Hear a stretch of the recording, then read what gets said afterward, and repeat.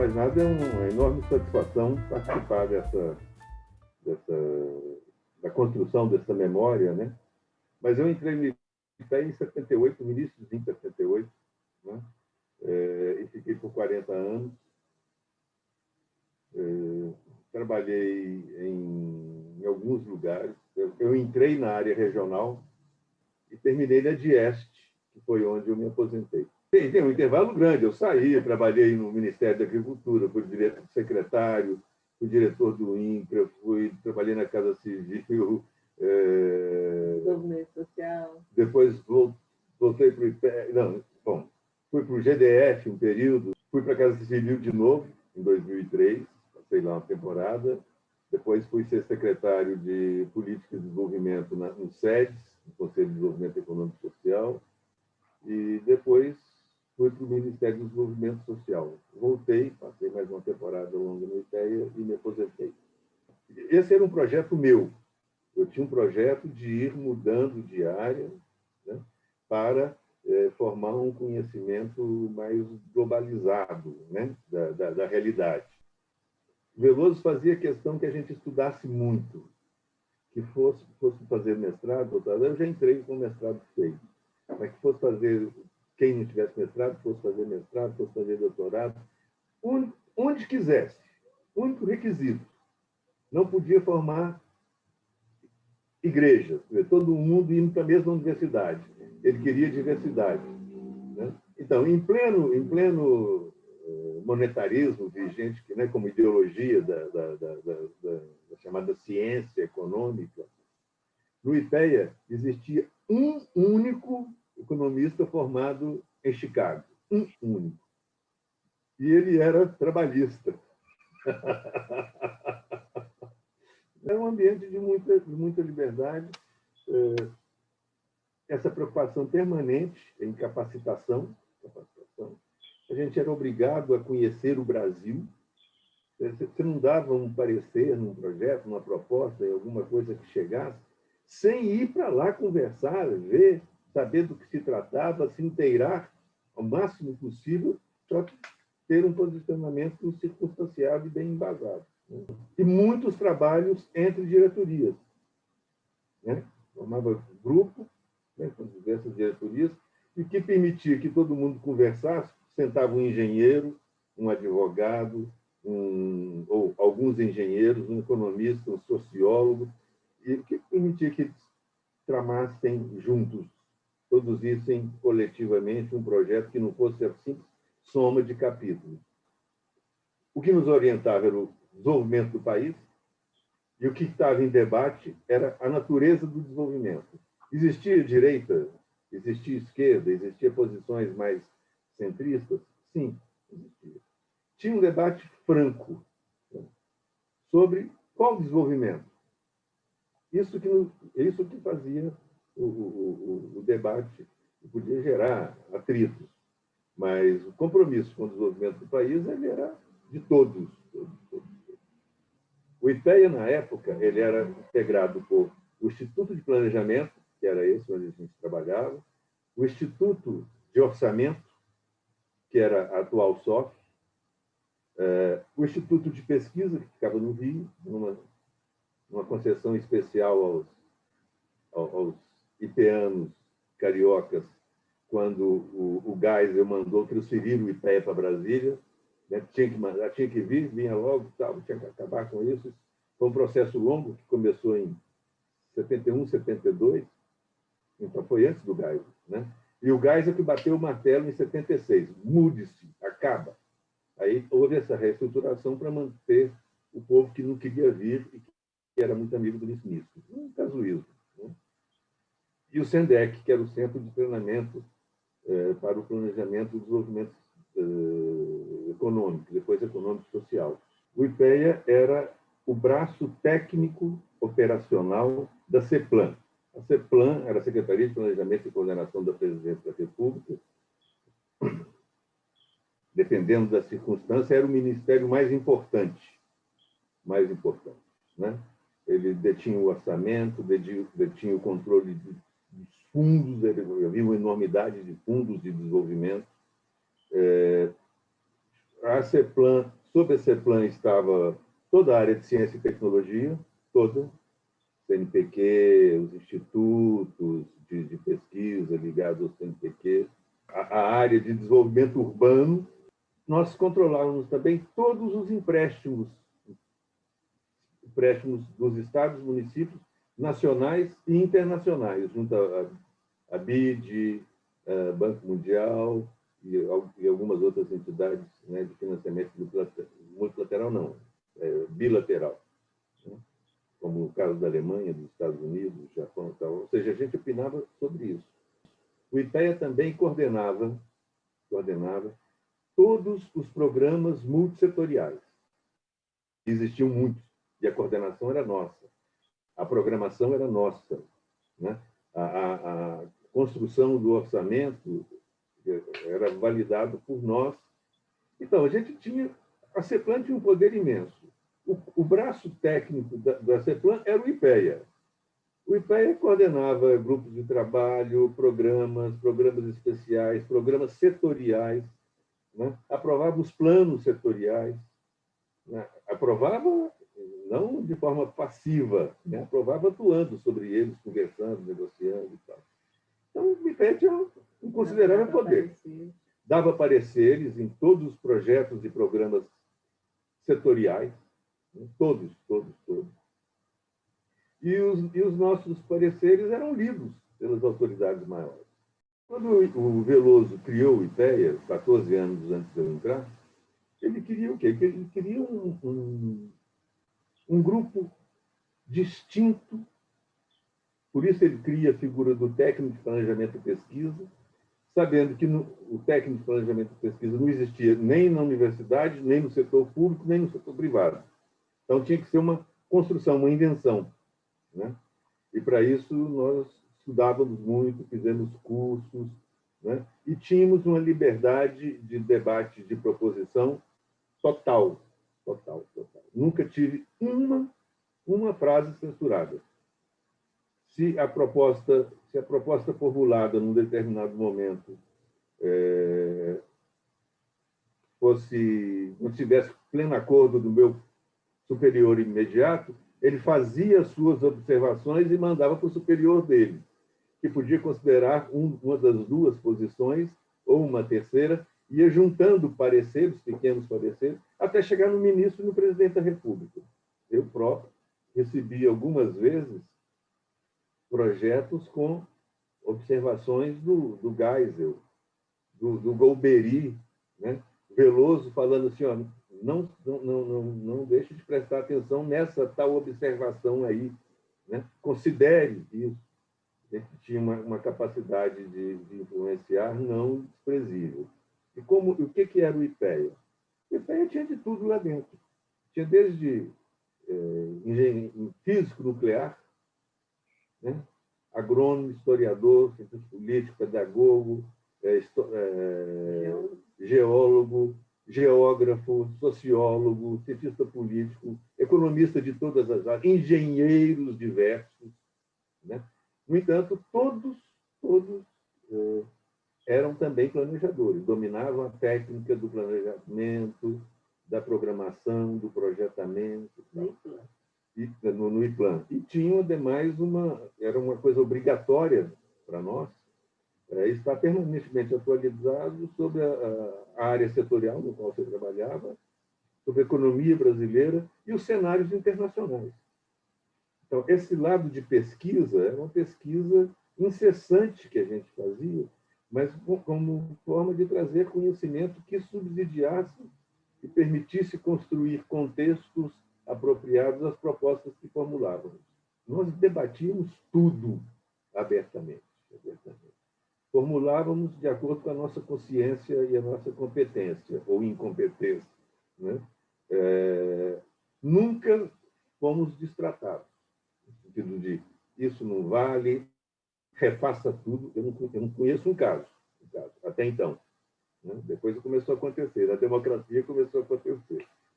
Durante um bom tempo, eu diria que da fundação do IPEA, apesar de não ser sócio fundador do IPEA, né? Sou da FIPEA. Mas, da fundação do IPEA até início dos 80, você chegava no IPEA e não tinha o que reclamar, cara. Não tinha o que reclamar. Você ganhava magnificamente bem, recebia um apartamento ou auxílio moradia suficiente para você alugar um apartamento ou uma casa no lar. Nós tínhamos 14 salários, sendo que nos 6 primeiros anos você acumulava mais 3 salários, que eram divididos mensalmente. Em 6 anos do IPEA, você passava a ter 17 salários. Em 6 anos de IPEA, você tinha 17 salários. Fora o reajuste ou o aumento. Então, grana não era problema. Condições de trabalho excepcionais. Excepcionais. Prestígio lá em cima. Né? Acesso à informação livre. A gente tinha tudo. Você chegava para o seu chefe e apresentava assim, olha aqui, está vendo esse convite fantástico? Seminário aqui, ó, de uma semana, tal lugar assim. Isso aqui é ponta, isso é fronteira, eu preciso ir para lá. Vá. Era autorizado. Se fosse fora do Brasil, estava publicado no outro dia, você recebia o seu passaporte na mesa. O seu passaporte e as diárias em dólar. Você recebia na sua mesa. Você não precisava sair atrás. Né? Viagens no Brasil, a passagem chegava em cima da sua mesa com as diárias. Se você pedisse um livro, eu quero um livro assim. Se fosse importado, era um prazo de uma semana. Se fosse editado no Brasil, era o tempo de comprar em Brasília ou comprar fora, e chegar aqui. E tinha tudo, tinha telefone, não tinha computador, né? Não tinha computador. A maquininha de fazer cálculo era a primeira foi uma Olivetti, daquela com a manivela. Vocês não conheceram isso, né? O dia que eu ganhei uma grandona, assim, foram adquiridas, não eu ganhei, né? Foram adquiridas, assim, enormidade, das grandonas, que tinha visor, e o rolo que imprimia, você podia conferir depois. Nossa Senhora, foi uma maravilha. Qual foi o problema? O problema foi a grande crise do início dos anos 80. A crise que foi a maior recessão até a época, foi a maior recessão, caiu assim, caiu muito. A inflação escalando, né? Ao final, quando terminou a recessão, a inflação era mais do que o dobro de quando tinha entrado. Ter uma ideia. Quando eu cheguei em Brasília, meu salário era de $3.686. Eu não me esqueço desse valor. $3.686. Claro que aí tem a taxa de câmbio, né? Que era uma loucura a taxa de câmbio. Mas, quando nós começamos a fazer o movimento, em 82, era $700. $700. Os telefones começaram a pifar, porque não tinha peça de reposição. Começaram a pifar. Ramais começaram a ser desligados. Né? E aí a gente tentamos criar uma associação. Mas ainda que fosse governo Figueiredo, já era coisa, né? já tinha uma certa distensão, né? Aquela lenta, gradual e segura, mas muita gente não topou. Na sequência, com essa perda acelerada de renda, prestígio, de condições de trabalho, foi possível fazer uma movimentação, né, para criar uma entidade. Então, eu não sei com precisão quando exatamente foi criada a AF. Né? Mas eu me lembro que era na época do Savazini, do Zé Horta. 83. 83, 84, até Eu não creio nada. Pois é, né? Eles eram os dirigentes, o Magalhães era o meu diretor, e vamos nos apresentar, mostramos a carta e tal, os princípios, as reivindicações.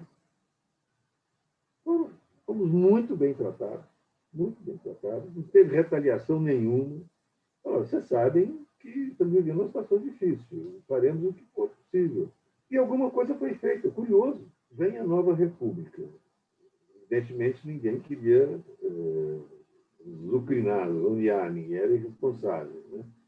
Mas foi um período muito difícil. Né? A inflação continuou alta. Os dirigentes não sabiam dirigir. Né? Aí a gente começou a se movimentar.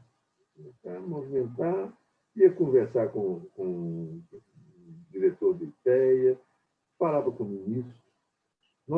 Olha, de 85 a 94, fim do governo Itamar, né? Nesses 9 anos, eu acho que a AF conseguiu falar com todos os ministros. A gente ia, apresentava, fazia e tal, reclamava, né? Apresentava as cartas, fazia uma agitação muito grande no Congresso, inclusive conseguindo fazer com que, seja iniciativas do Executivo ou do próprio Parlamento, conseguisse tramitar a contento, ser votadas favoravelmente. Conseguimos algumas conquistas. E numa mobilização que a gente se mudava para o Parlamento. Congresso, né, para a Câmara ou para o Senado, dependendo de onde estivesse sendo votado, e ficava na porta. Um grupo na porta e outro grupo visitando os gabinetes, e sem mais. E o IPEA era respeitado. Ninguém passava direto por nós. Ninguém pegava o papel, colocava no bolso e dava tchau. Não, era assim, assinatura. Assine aqui, por favor, deputado. Assine aqui, por favor, senador. E explicava, né? Gastava ali 5 minutos para ele dizendo que se tratava, fosse em pé, nos corredores, fosse no gabinete.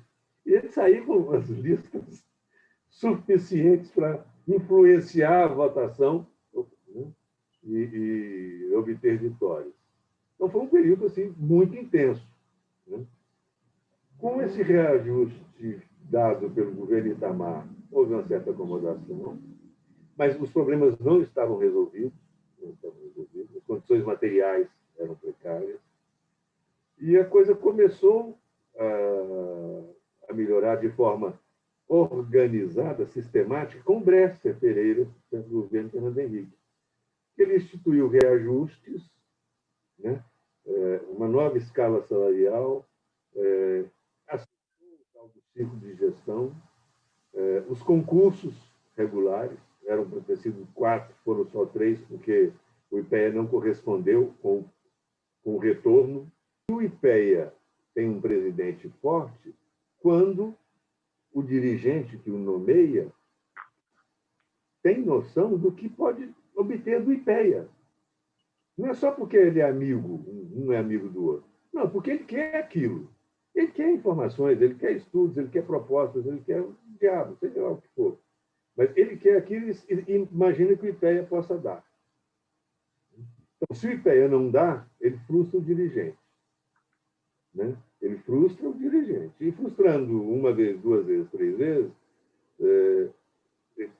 o presidente do IPEA terá menos prestígio e o próximo que vier não reconhecerá na instituição esse lugar importante onde ele deva colocar alguém de elevada competência e da sua confiança.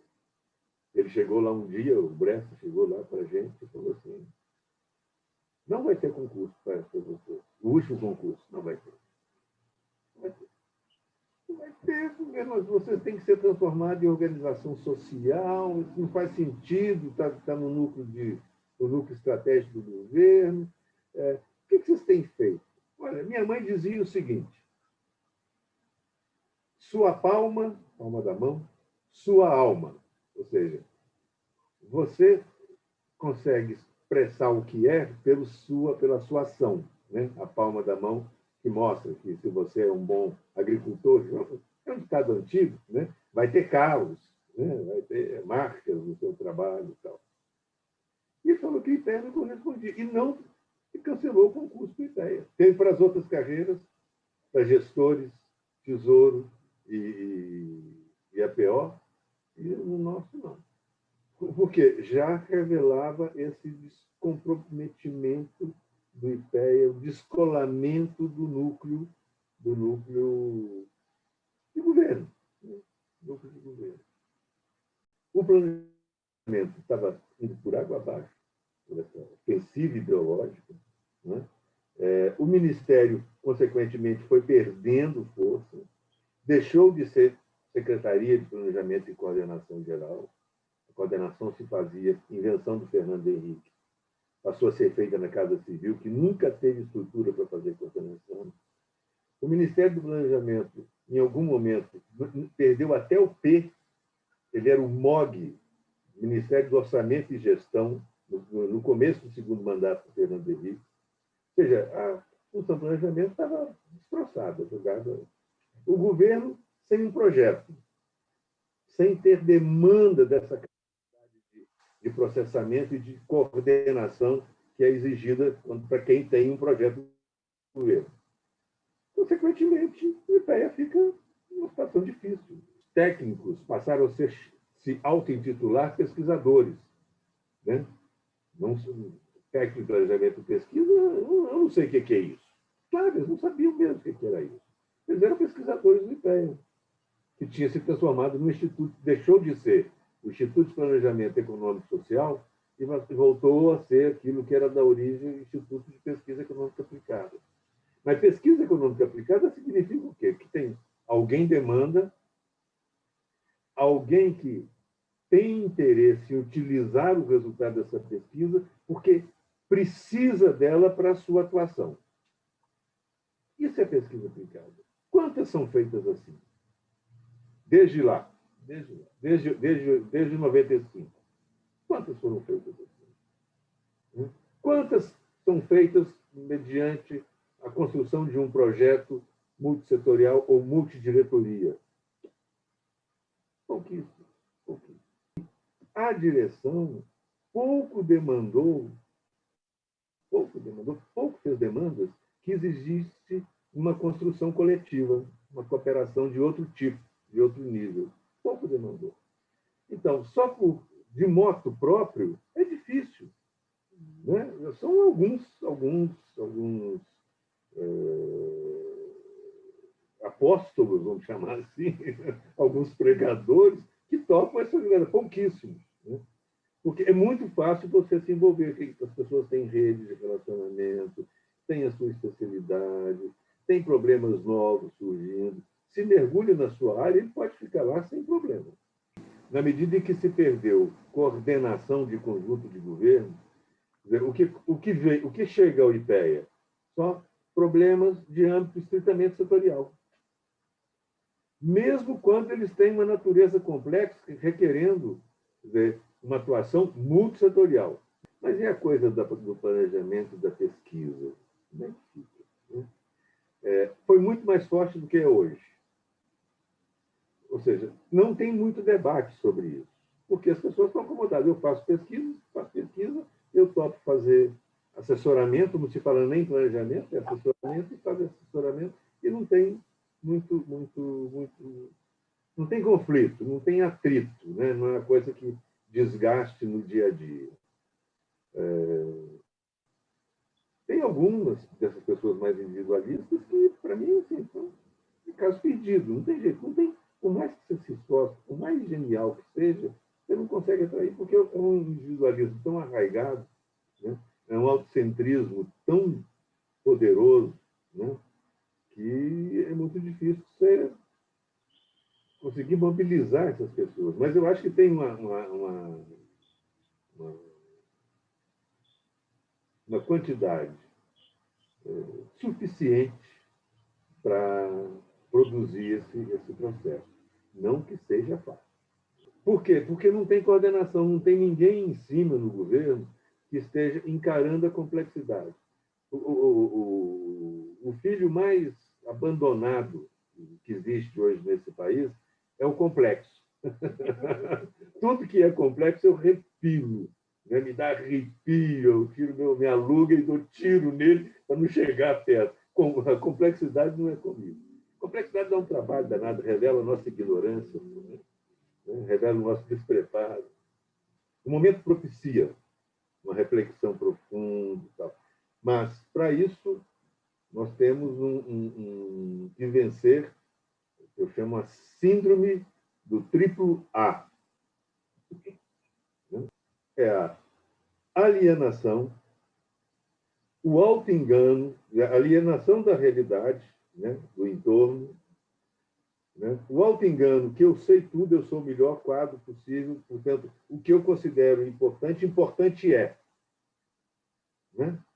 E a acomodação. Eu já sei tudo, sou mais importante, o que acontece por aí não me interessa, ganho bem, né? E, portanto, eu não preciso tirar a bunda da cadeira aqui para lutar por nada, para construir nada novo. E aqui está muito bom, né? O tal da acomodação. Né? Então, vencer isso é muito difícil. Eu sempre falei isso, né? Que a morte mais indigna que pode acontecer na instituição é a morte por inanição. Eu já vi instituições morrerem por inanição. Foram tirando atribuições, orçamento, base legal e tal coisa, elas, em determinado momento, foram, né? Sumiram. Então, gerar consciência disso e, ao mesmo tempo, criar assim, o estímulo para pensar um novo modo de conhecer e de atuar sobre a realidade, é a tarefa. Não fácil, garantidamente não é fácil. O que a FIPEA está fazendo? Está fazendo o papel que o IPEA não faz. E como já foi no passado também. Agora está fazendo de uma forma mais brilhante. Em outras circunstâncias. Em circunstâncias muito difíceis. Muito difíceis. Apesar do trabalho remoto, da pandemia, das diversas pragas que nos assolam, né? Mas a FIPEA hoje é uma referência de resistência, combatividade, de formulação. Né? Eu comemoro. Teremos um novo tempo aí pela frente. Eu não faço ideia de como pode ser. Né? Eu vi, pelo menos assim nas redes, né? Eu vejo as entidades representativas crescerem. Eu vejo as entidades representativas, e muitas empenhadas, né? Ganhando proeminência, vindo para a luta, para o enfrentamento, participando de coisas. E a FIPEA, para mim, está no top, está no topo.